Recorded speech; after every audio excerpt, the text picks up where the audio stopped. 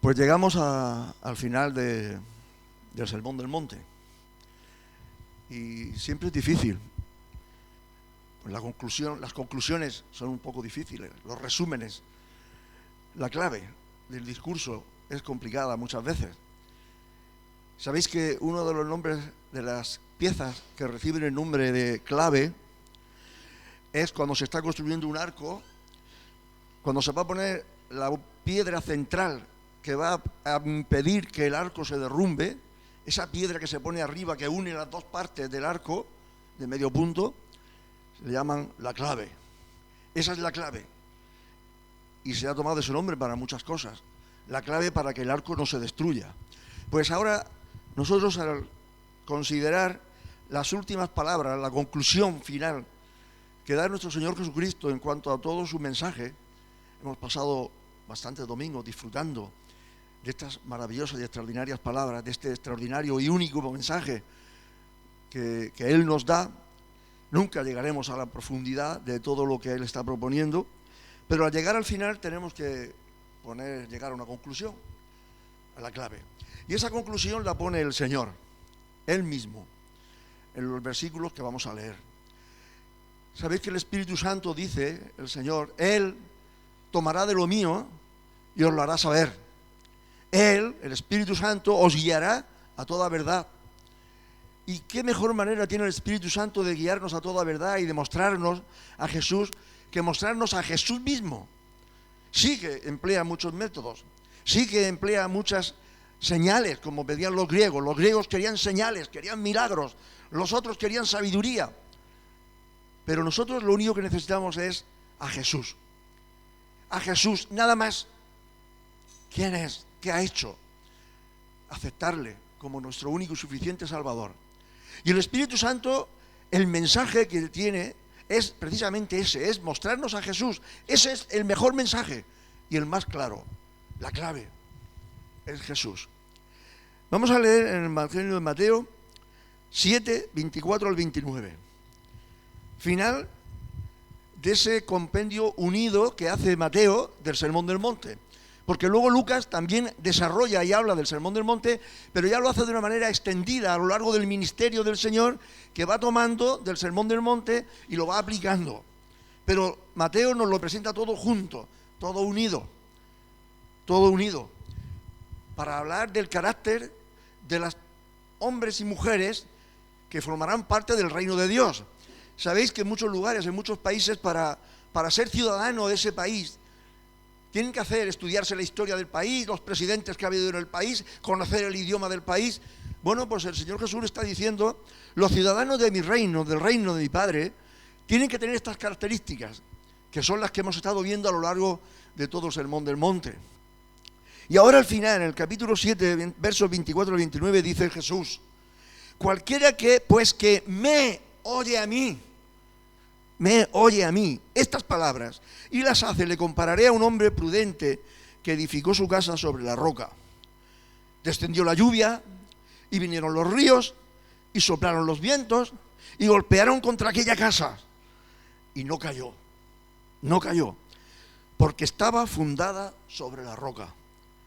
Pero cualquiera que me oye estas palabras, y vuelvo a repetir otra vez, que me oye a mí estas palabras y no las hace, le compararé a un hombre insensato que edificó su casa sobre la arena. Y descendió la lluvia, y vinieron los ríos, y soplaron los vientos, y dieron con ímpetu contra aquella casa, y ésta sí cayó. Esta casa se derrumbó. Y fue grande su ruina, dice. Fue grande su ruina. Aquí el Señor está usando personificaciones, porque al hablar de estas casas y de esta edificación, se está refiriendo a las vidas, a nuestras vidas. Y es una personificación. Dice que la casa cayó y fue grande su ruina. ¿Cómo puede ser la ruina de una casa tener ruina? No, es en nuestras vidas. Y termina Mateo diciendo, y cuando terminó Jesús estas palabras, la gente se admiraba de su doctrina, porque les enseñaba como quien tiene autoridad y no como hacían los escribas.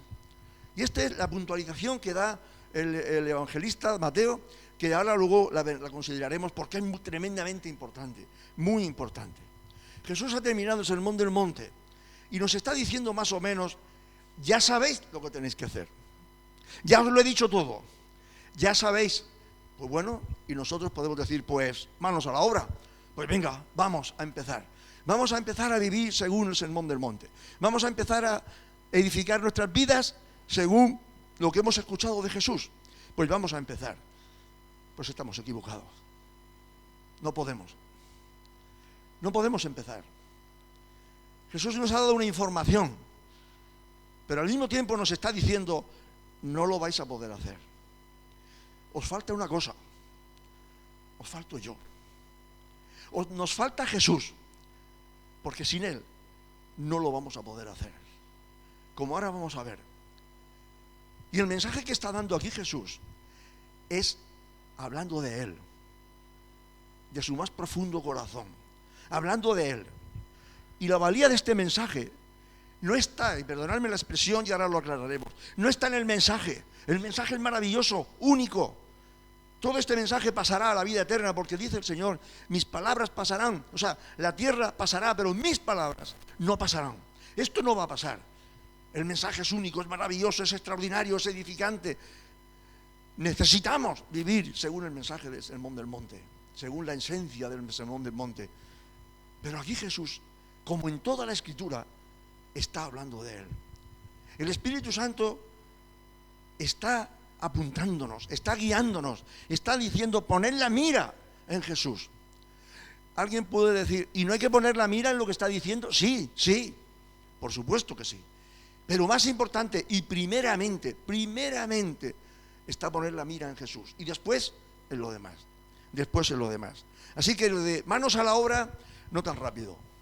No tan rápido. Pensemos y meditemos. Jesús termina su sermón y lo hace invitándonos a los oyentes, invitándonos, diría yo, demandándonos una decisión por nuestra parte. Jesús es el sustentador de todo lo creado. Él es el que lo sustenta, Él es el que hace salir el sol, Él es el que mueve el universo, el que mueve todas las galaxias y todo lo que nosotros ni siquiera podemos ver ni siquiera conocemos. Jesús no vino a esta tierra para entretener al auditorio con discursos y con señales. No vino a eso, ni mucho menos a fundar una religión. De eso ya nos encargamos los humanos, que somos especialistas en crear religiones tal y como se entienden, ¿verdad? En el primer libro de Samuel, capítulo 3, verso 19, se dice de Samuel que Dios, dice, no dejó caer a tierra ninguna de sus palabras. Dios no dejó caer a tierra, o sea, perderse ninguna de sus palabras. Si esto fue de un profeta, de un siervo de Dios, ¿qué será de Jesús? ¿Qué será entonces de las palabras de Jesús? Jesús nos está diciendo que no vamos a estar gozosos ni dichosos si oímos y no obedecemos. Pero si escuchamos y obedecemos, sí que estaremos felices, gozosos y dichosos. Dice en Juan capítulo 13, si sabéis estas cosas, bienaventurados seréis si las hiciereis. La palabra bienaventurados, siempre hemos dicho que es una palabra que tiene difícil traducción al castellano, porque significa, podríamos decirlo, no hay una palabra para sustituir a bienaventurado. Hay que emplear varias palabras. Habría que decir algo así, oh, cuán feliz es el hombre que... Eso sería aventurado, inmensamente feliz. Con estas, las últimas palabras de Jesús, que comprobamos que no por su sencillez dejan de tener una gran profundidad. Y no porque sean complicadas, tienen profundidad. No porque sean difíciles y complicadas, porque para considerar las últimas palabras, la conclusión final del Sermón del Monte por parte de Jesús, no hay que buscar ni hacer estudios etimológicos de las palabras, origen de las palabras, o ir a consultar libros de teología. Es muy sencillo. Lo que Jesús dice de edificar sobre el cimiento, sobre unas rocas, eso lo entendemos todos, todo el mundo lo sabe. Hoy se hace, en todas partes del mundo se hacen. Y pobre del que no lo haga. Entendemos muy bien, o no entendemos la conclusión final que da Jesús de los dos constructores y de las dos casas y de que vienen las tormentas y que se derrumba la casa si no está construida sobre la roca.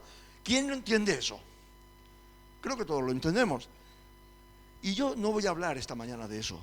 Voy a hablar de algo que yo creo que es mucho más importante para poder vivir y aplicarnos las palabras del Sermón del Monte. Así que no hay que buscar grandes eruditos para hablar de lo que el Señor Jesús está diciendo con la parábola que está poniendo de los dos constructores y de las dos casas, sino la importancia y el valor es que están hilvanadas, están presentadas con un conocimiento único, sabiduría divina de parte de Dios. Palabras empleadas en el momento justo, de la forma exacta, escuetas, concisas, pero palabras que están dándonos un gran mensaje. Jesús ha sabido reconducir todo el propósito de su sermón y lo ha hecho de una manera digna, como un maestro divino de parte de Dios. Ha reconducido todo y ha puesto nuestra mirada en la diana, en la mirada. Jesús, con una claridad meridiana y extraordinaria, concluye su enseñanza. No se trata de explicar lo que todos vemos con claridad, todos entendemos, ¿verdad? Yo no voy esta mañana a hablar ni a explicar lo que todos vemos con una sencillez extraordinaria, porque lo ha explicado Jesús por medio de una parábola archiconocida por todos. Y aunque voy a hacer algunas puntualizaciones, algunos puntos importantes, como digo, no voy a hablar de eso. Voy a hablar de lo que yo creo que nos habla toda la revelación, toda la escritura, desde el libro de Génesis hasta el libro de Apocalipsis. De algo que yo creo que subyace, que es más importante, que tenemos que tener muy en cuenta. Todos los que estamos aquí, que hemos creído y hemos aceptado a Jesucristo como nuestro Redentor, como nuestro Salvador personal, todo suficiente, que nada hay que añadir a la obra que Él ha hecho. Y si hay alguien aquí que no conoce a Jesús de esa manera, yo quisiera que esta mañana aprendiera algo sobre lo que nos dice la palabra de Jesús. Yo lo primero que veo aquí es que Jesús nos está diciendo a todos, ya sabéis lo que tenéis que hacer. Ya os lo he dicho. El dilema está en si lo hacemos o no lo hacemos. Y por consiguiente, estar dispuestos a asumir las consecuencias de si obedecemos o no obedecemos. Como vamos a ver, podemos, y de hecho lo hacemos, alegar los razonamientos que queramos para justificar la decisión que tomemos. Somos maravillosos en justificarnos. Tú puedes esta mañana poner y argumentar todo lo que quieras, todos los argumentos que quieras para decir, pues no voy a hacer caso a lo que dice Jesús, no voy a obedecer lo que dice la palabra, o sí lo voy a hacer. Puedes poner todos los casos que quieras y todos los argumentos que tú quieras para justificar la decisión que tomes. Esto es lo que la humanidad ha estado haciendo hasta hoy y sigue haciendo, y además con una maestría extraordinaria, justificarse, justificarnos. Desde el Génesis, desde el libro de Génesis, allí ya vemos cómo el ser humano aprendió a justificarse. ¿Lo recordáis, verdad? Adán, ¿qué has hecho? No, yo no. La mujer que tú me has dado, ella es la culpable. Mujer, ¿qué has hecho? No, yo no. La serpiente fue la que... Siempre aprendimos a hacerlo de una manera magistral y aún seguimos haciéndolo. Así que para aceptar, para vivir lo que Jesús dice, sabemos poner muchas justificaciones. Jesús, para concluir este mensaje, presenta a dos hombres, dos criterios. Dos hombres, dos criterios. Para edificar una casa, para construir. Los dos tienen la misma necesidad, construir, edificar. Los dos, tengamos en cuenta eso, los dos tienen la misma necesidad. Todos tenemos esa necesidad de edificar una casa. Los dos tienen esa misma necesidad.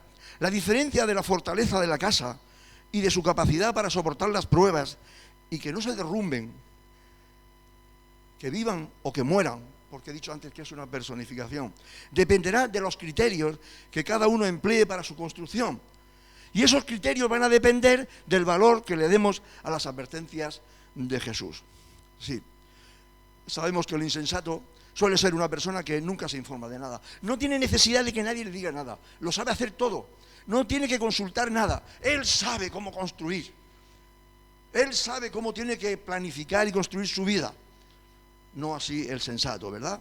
que reconoce su necesidad de saber y de aprender.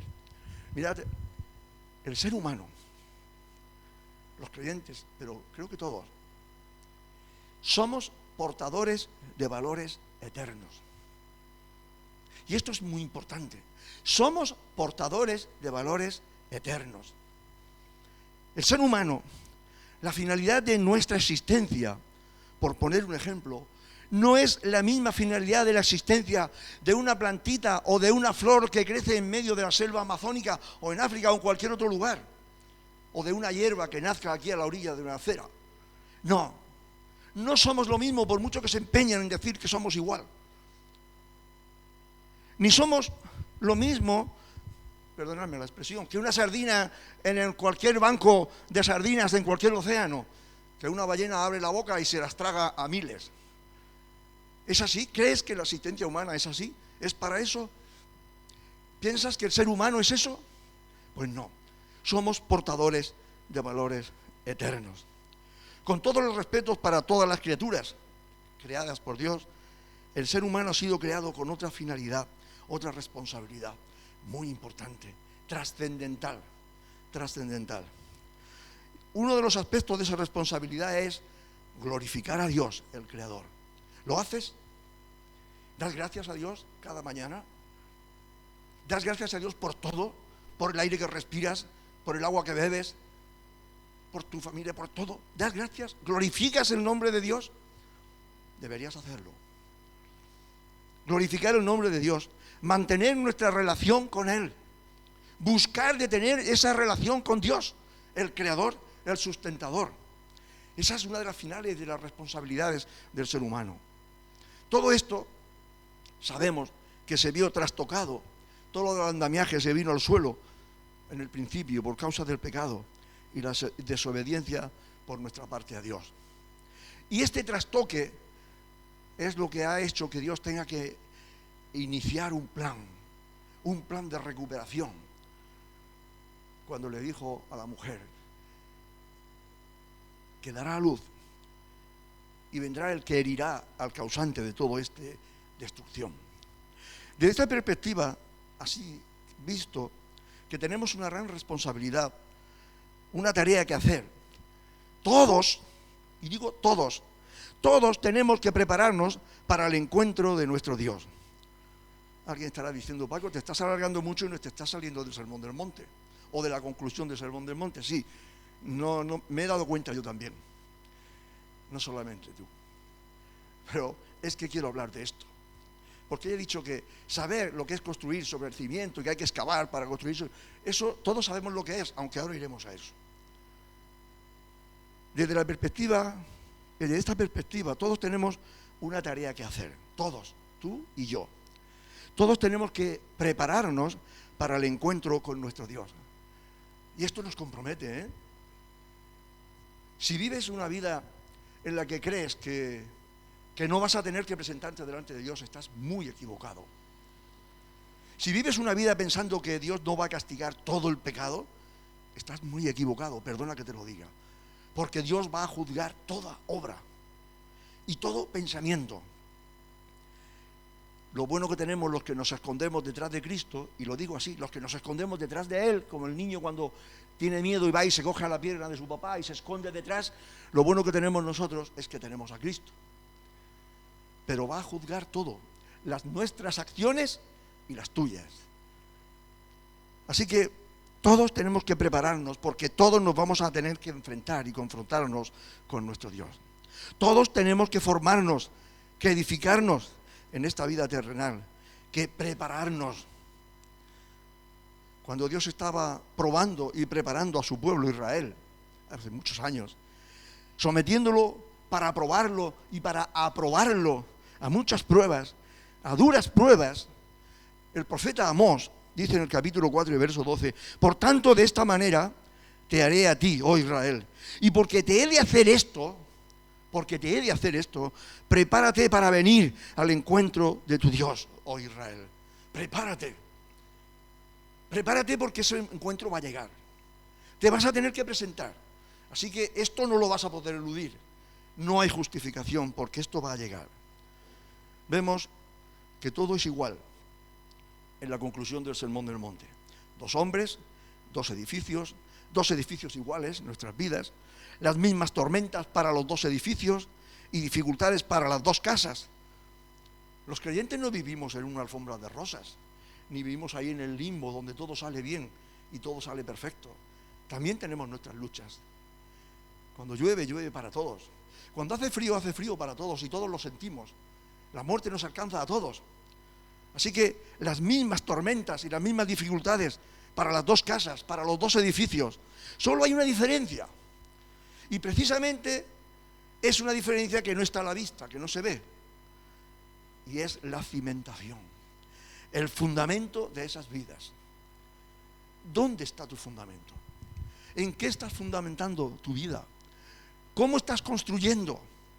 ¿Cuál es la piedra del ángulo que te va a marcar todo el edificio? ¿El nivel de todo el edificio? Pregúntatelo, porque es interesante, porque tendrás que encontrarte un día con Dios y dar alguna explicación. Sí, prepárate para el encuentro con tu Dios. Así que esa diferencia que hay entre estas 2 construcciones es la cimentación. Nadie ve los cimientos de un edificio, nadie los ve.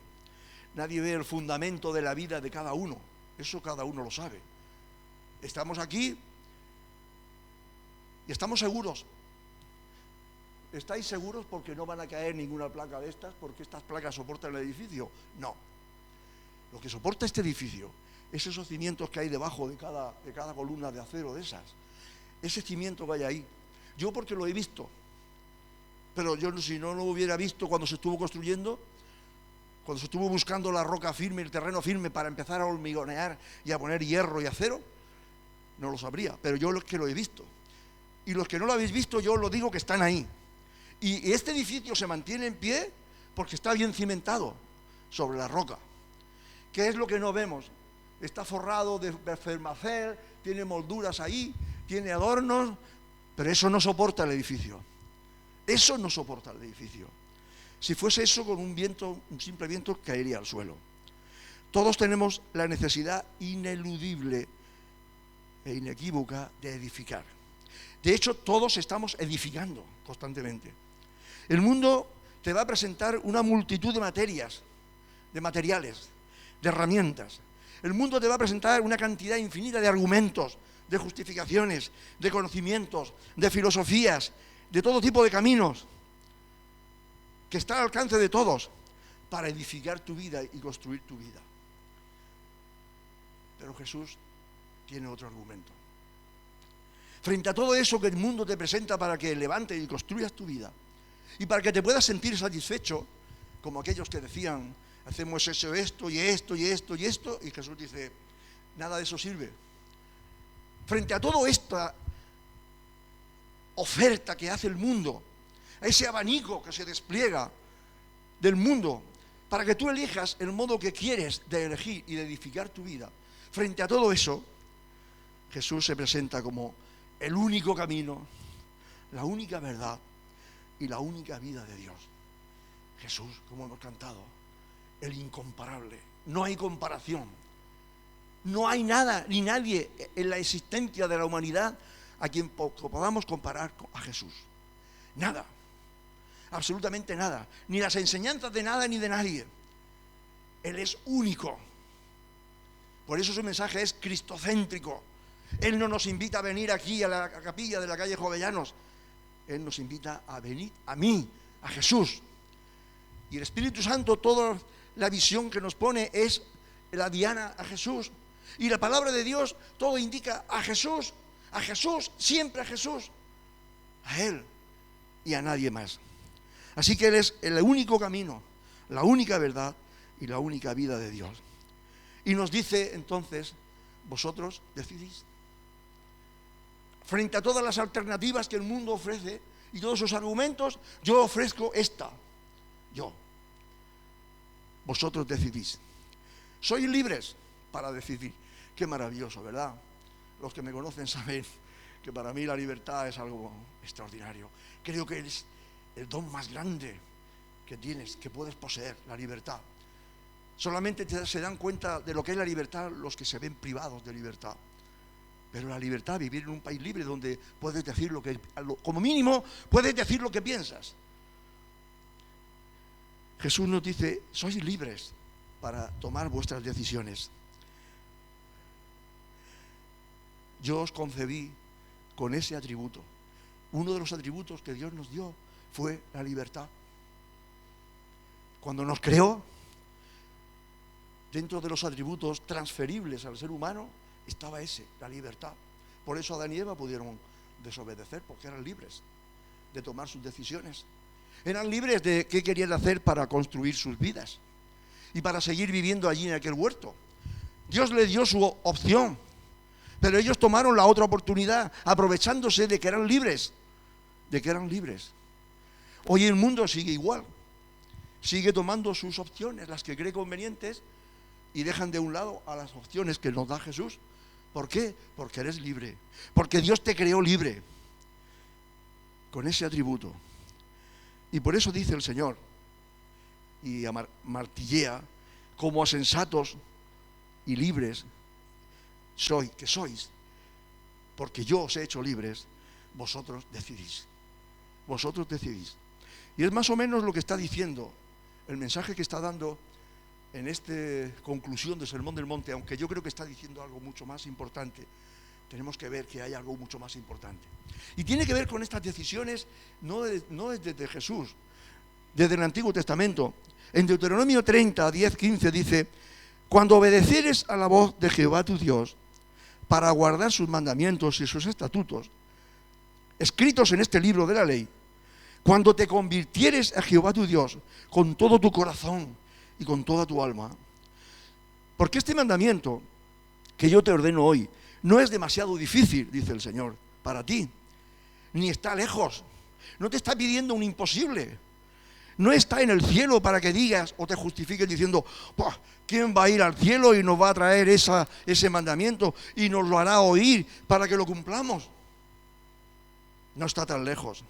Ni está al otro lado del mar para que digas, ¿quién pasará por nosotros el mar para que nos traiga ese mandamiento y nos lo haga oír a fin de que lo cumplamos?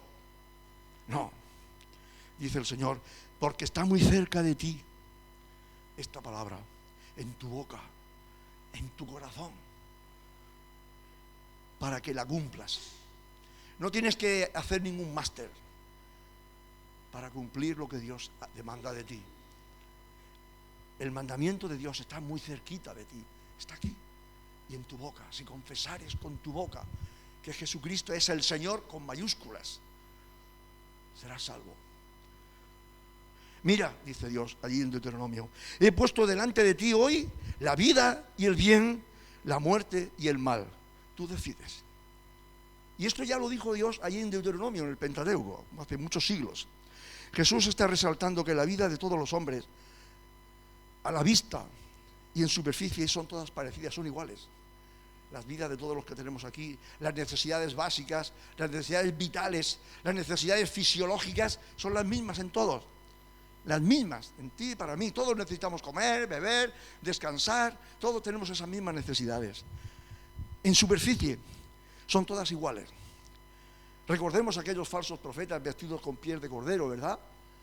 Una ilustración. Qué difícil era descubrirlos y ver quiénes eran unos y quiénes eran los otros, nos explicaba Pablo.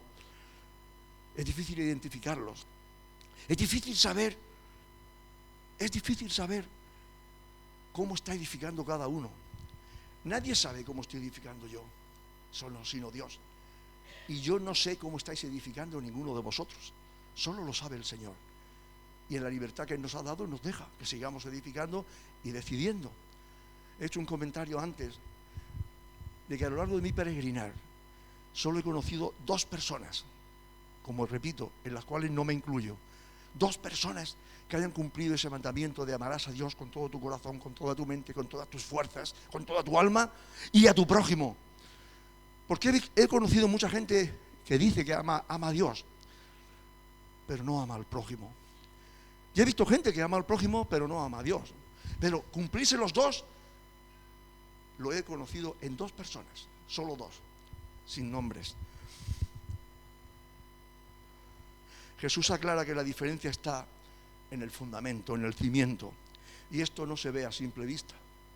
Así que si estás construyendo sobre la roca, con mayúscula, Cristo, te felicito.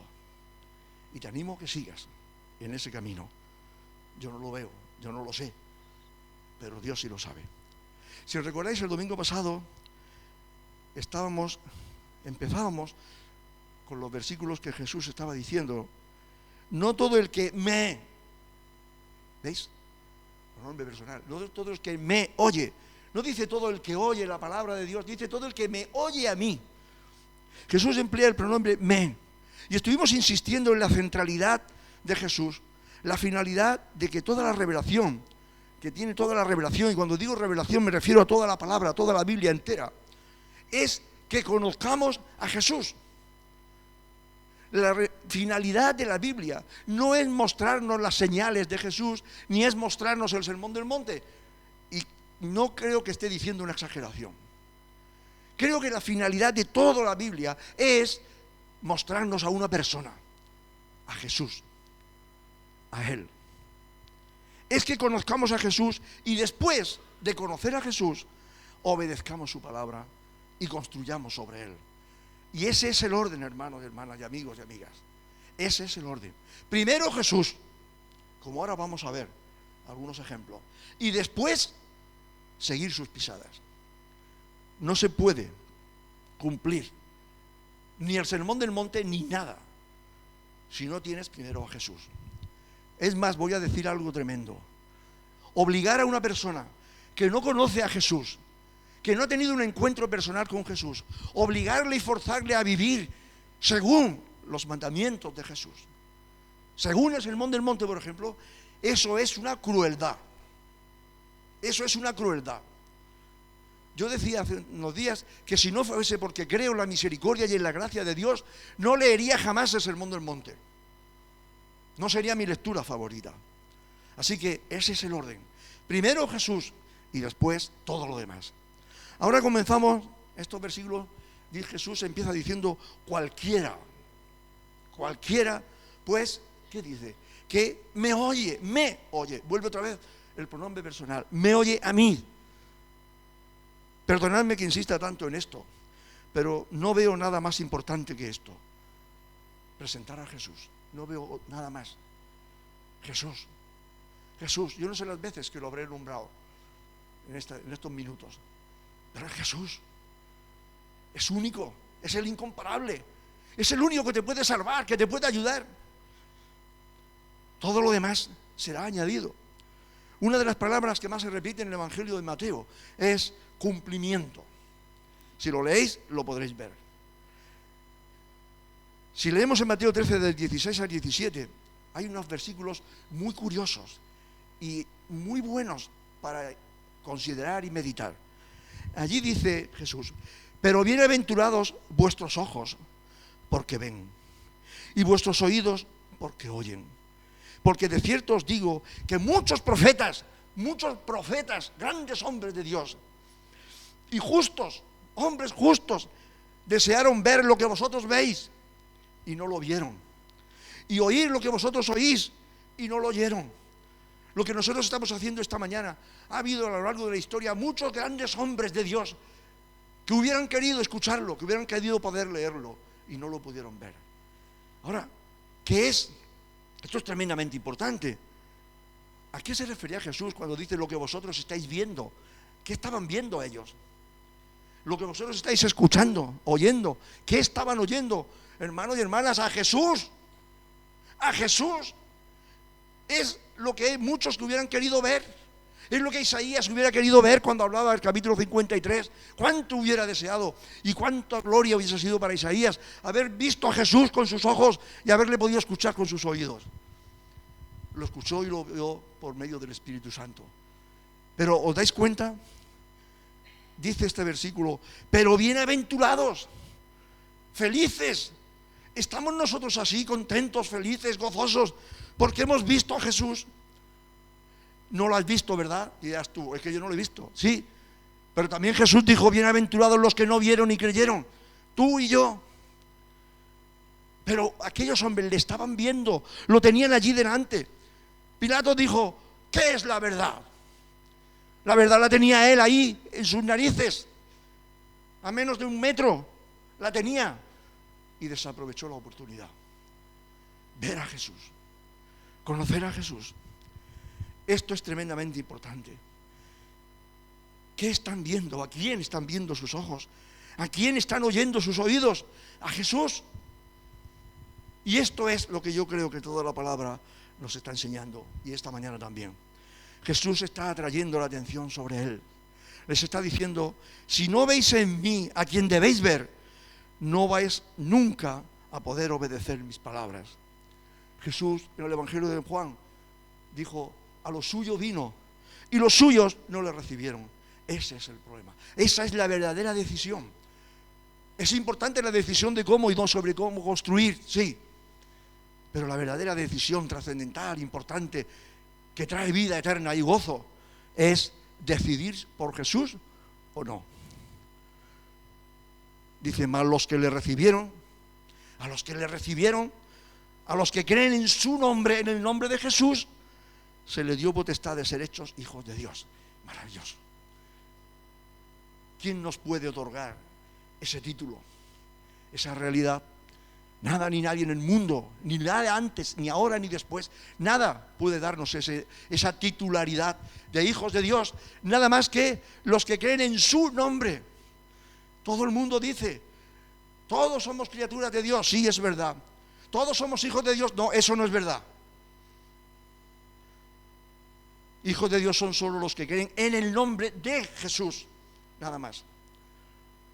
Decíamos el domingo pasado que hay por ahí una doctrina, un evangelio que se predica de que el infierno no existe, y si existe está lleno de telarañas porque allí no habrá nadie, porque Dios es un Dios de amor y es un Dios que va a perdonar a todo el mundo. No, al mundo no lo condena a Dios, el mundo se condena a sí mismo, se condena a sí mismo, él mismo por su desobediencia y su pecado y por no creer en el nombre del unigénito Hijo de Dios. Hermanos y hermanas, creo que toda la palabra es inspirada, útil, toda, de principio a fin, es necesaria. Sean profecías, sean relatos históricos, lo que leamos, sean señales y milagros, sean parábolas, etcétera, etcétera, etcétera. Toda la palabra es inspirada por Dios.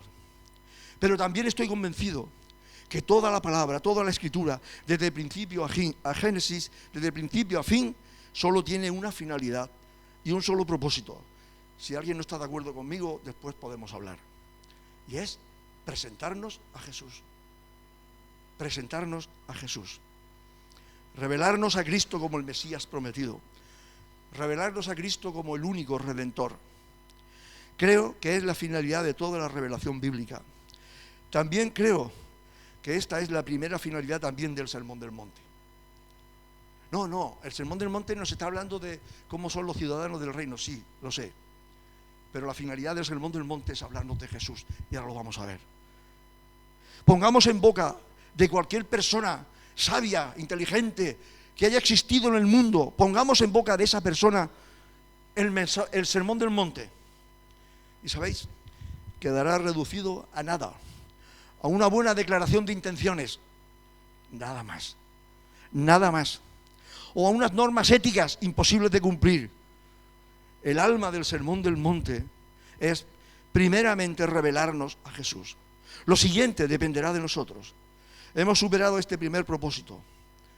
Hemos de superar este primer propósito. Los versículos 28 y 29 nos lo aclaran. Dice, y cuando terminó Jesús estas palabras, la gente se admiraba de su doctrina, porque Jesús les enseñaba como quien tiene autoridad y no como los escribas. Esta es la clave, la que añade el autor, el escritor. Es la conclusión, él lo había entendido muy bien. Y las personas que habían allí, que entendieron eso, lo habían entendido muy bien, perfecto, han entendido el mensaje. El autor termina con estas palabras referidas a Jesús. Lucas nos relata el Sermón del Monte, como he dicho, distribuido a lo largo de todo el ministerio de Jesús. ¿Por qué el autor? Porque el autor hace esta reseña de la autoridad de Jesús. ¿Qué quiere decir cuando habla de la autoridad de Jesús? Pues hace esa reseña porque los maestros, los rabinos, los sabios, los intérpretes de la ley, tenían la costumbre, para valorar sus argumentos, de avalar sus argumentos sobre los estudios y las interpretaciones de la ley, citando a una multitud de rabinos y sabinos y sabios anteriores a ellos, para reforzar sus argumentos. Según el rabino tal de la escuela rabínica de no sé qué, él interpretaba y yo estoy de acuerdo con él. Eso es lo que ellos aportaban para respaldar sus argumentos. Ahora y siempre, solo Jesús es el que se atreve a decir aquello de: oísteis que fue dicho, pero yo os digo. Y no estoy acudiendo a ningún intérprete de la ley, ni a ningún rabino, ni a ningún sabio. Yo os digo, tengo autoridad para decir yo. Leed el capítulo 5 del mismo Sermón del Monte y escuchad lo que dicen los versos 21, 22, 27, 28, 31, 32, 33, 34, 38, 39. Oísteis que fue dicho, pero yo os digo. Solo Jesús tiene autoridad para decir eso. Nada ni nadie. Nada ni nadie. Podemos avalar, podemos estudiar sobre estudios que han hecho otros, pero solo Jesús tiene poder para decir: pero yo os digo. Presentando a Jesús como el único, el incomparable. Jesús no explicaba los textos sagrados. Él exponía el mensaje y el mensaje era Él. No expone el mensaje del Evangelio. El Evangelio es Él. La buena noticia es Él, es Jesús. ¿Cuántas veces Jesús empezaba su discurso? Creo que unas 100 veces, 100 veces. Empezaba diciendo: de cierto, yo os digo. Yo os digo. Esa era la autoridad que aquellas personas, cuando lo escucharon, percibieron. Este no nos habla como los escribas. Y era por eso. Pero yo os digo. Jesús es la verdad y además sin pecado. Y por lo tanto tiene toda libertad para predicar el reino. La palabra libertad, hermosa. Él es libre. Es libre para enseñar y mostrar la gracia y la misericordia a los más desfavorecidos. Y de esa libertad pudo denunciar cómo el pecado había entrado en todas las clases sociales, incluso en las clases más altas y los religiosos más importantes de la nación. Y pudo hacer eso porque nadie le podía redarguir de nada. Él era libre. La verdad nos hace libres, dice Jesús. La verdad nos hace libres. Los hombres estamos atados, esclavizados, encarcelados por causa del pecado. Solo la verdad de Jesús te hará libre para poder hablar y proclamar y gritar. Desde esa libertad que otorga la autoridad moral que tenía Jesús, pudo denunciar la visión legalista y la hipocresía religiosa de aquellos líderes. Y desde la libertad que otorga esa autoridad moral que él tenía, desafió las normas de algunos fariseos y legalistas y dirigió su evangelio a las clases más despreciadas. Por estos, Jesús se juntaba con ellos, comía con ellos, entraba en sus casas, tocaba a los leprosos, hablaba con prostitutas. Y lo podía hacer porque nadie le podía redarguir de nada. Nadie le podía decir nada, ni una sola palabra. Nadie le podía reclamar nada. ¿Sabéis por qué? Porque él era libre. Libre. Nadie le podía redarguir de nada. Esta manera de ser y de actuar y de acción de Jesús cambió la vida de muchas personas y sigue cambiando, como nos decía Pablo, y transformando vidas de hombres. Si acudes a Jesús, acudes al único que tiene autoridad. Al único, no hay nadie más. Ni pastores, ni siervos, ni nada, ni sabios, nada. Es el único que tiene autoridad. Y eso es lo que nos enseña la palabra. Si eliminamos de la Biblia que su primer propósito es revelarnos a Jesús y después todo lo demás, si quitamos eso, la Biblia se quedará sin contenido. Mira, recuerdo un tiempo que visité la tienda de muebles de un amigo de aquí de Águilas, y viendo los muebles que tenía, las estanterías, las librerías para los salones, donde se colocan muchos libros que casi nunca se leen, pero bueno, ahí están. Me llamó la atención que había en una de las estanterías una colección de libros, y entre ellos había una Biblia, Santa Biblia, un tocho así de grande, así de gordo. Y digo, ¡oh, qué bien! Cuando cogí la Biblia con cuidado, porque me imaginaba lo que pesaría aquel tocho, me di cuenta que no pesaba nada. Y lo miro y era simplemente un estuche. No había nada adentro. Era una caja que se pone en plan decorativo para que las personas que van a comprar muebles y vean ese mueble, sepan que ese mueble es para poner libros. Pero la Biblia esa estaba vacía, no había nada. Y esto me ha dado que pensar. Si yo elimino al Espíritu Santo, que su propósito es mostrarnos a Jesús, ese es el proyecto y el propósito de toda la Escritura. Si quito eso de la Biblia se queda vacía. Se quedará como un libro histórico, más o menos aceptado, pero nada más. Lo maravilloso, si pudiéramos coger nuestras Biblias y apretarlas y escurrirlas, ¿sabéis lo que saldría? Jesús. Amor de Jesús. Vamos a ver algunas enseñanzas al respecto de esto. Hemos visto anteriormente que Jesús llama bienaventurados a los que le han visto y le han oído. Y también bienaventurados a los que creemos en Él por no haberle visto. Cuando Simeón, conocéis el caso, cuando José y María van a presentar al niño Jesús al templo, allí había un hombre ya mayor, y él, al ver a aquel niño, no era el primer niño que había visto en su vida, habría visto muchos, pero al ver a aquel niño se acercó y miró a José y a María y le dijo, ¿puedo tomarlo? Simeón tomó a aquel niño, era un hombre ya muy mayor, y sabéis lo que oró y lo que dijo, ¿verdad? Ahora, Señor, despides a tu siervo en paz. Palabras emocionantes de este hombre. Puedes llevarme ya, Señor, conforme a tu palabra, porque han visto mis ojos tu salvación. ¿A quién había visto a Simeón en aquel niño tan pequeño? ¿A quién? A Jesús. ¿Acaso había visto Simeón las señales y los milagros de Jesús? La resurrección de Lázaro, la vista que dio a los ciegos, los leprosos curados. ¿Había escuchado Simeón acaso el sermón del monte por los labios del Señor Jesucristo? No. ¿Había visto Simeón morir a Jesús en la cruz diciendo, padres, perdónales porque no saben lo que hacen? O diciéndole al ladrón, de cierto te digo que hoy estarás conmigo en el paraíso. ¿Había visto eso Simeón? No, él ya estaba con el Señor. No había visto nada de eso. No. Por medio del Espíritu Santo vio en ese niño a Jesús. Sin saber nada de su ministerio, sin haberle escuchado dar el sermón del monte, ni tantas otras enseñanzas, ni milagros, vio a Jesús. Y fue suficiente para él. Han visto mis ojos tu salvación. ¿Veis? Primero es ver a Jesús. Sin ver nada de su ministerio.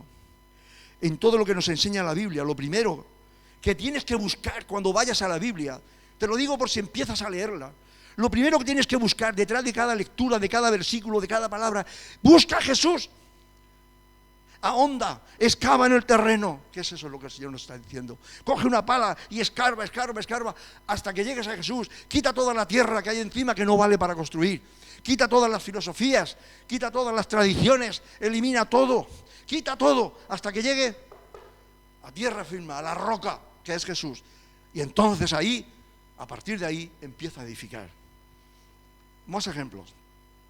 Nos vamos a ir, hemos visto que Simeón vio a Jesús en un niño ya nacido, pero nos vamos a ir más para atrás todavía.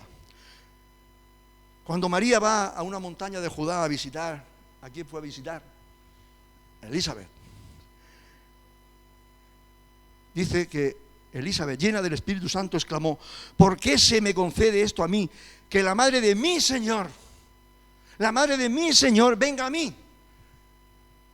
Elizabeth, si Simeón había visto poco, Elizabeth había visto menos. Simplemente sintió la presencia de Jesús en el vientre de María. Ni había nacido aún Jesús, pero Elizabeth lo sintió, lo percibió por medio del Espíritu Santo, lo reconoció. Es que Elizabeth no había estado en contacto con muchas mujeres desde aquella aldea de las montañas de Judá embarazadas, pero solo de ella, solo de María, dijo algo referente a lo que ella llevaba en su vientre, a Jesús. El propósito primero es la revelación de Jesús. En todo lo que vemos en el Nuevo Testamento siempre, primero ver a Jesús y aceptar a Jesús. Nicodemo dijo: sabemos que has venido de Dios, porque nadie puede hacer estas señales que tú estás haciendo si Dios no está con él. También Nicodemo pudo percibir en ese rabino, en ese maestro, a Jesús.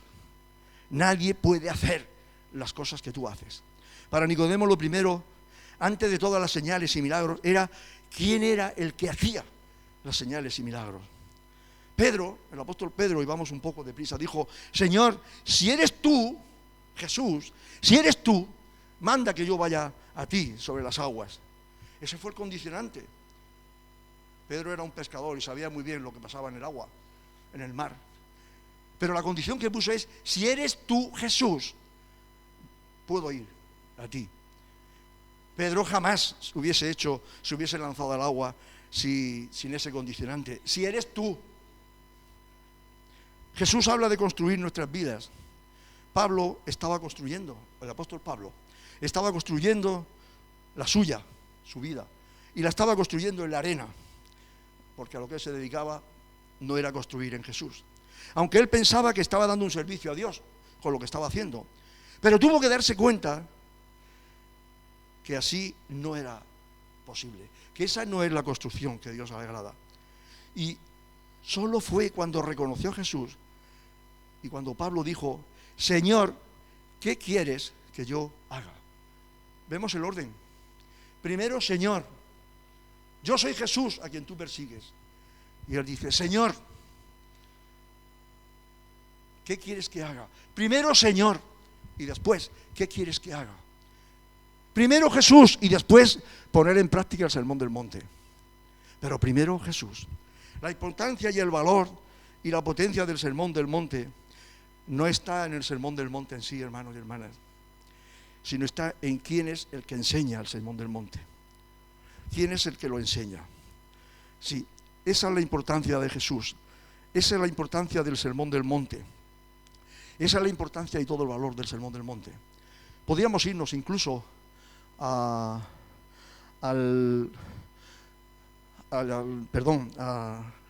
hijo pródigo, pero no voy a entrar ahí, porque también veo esta misma enseñanza.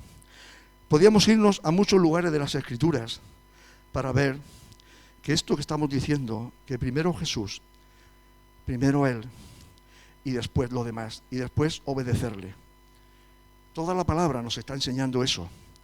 Vamos a ir un poquito más deprisa, porque si no me voy a alargar mucho para enseñar esto. Toda la palabra, incluso lo que Jesús está diciendo, lo que Jesús te está enseñando en ese Sermón del Monte: el que me oye a mí. Hermano y hermana, tengamos en cuenta lo que nos enseña el Señor. Lo primero que Él quiere que nosotros veamos, lo primero que Él quiere, el orden que Él quiere que vayamos considerando de todas estas cosas. Primero Jesús.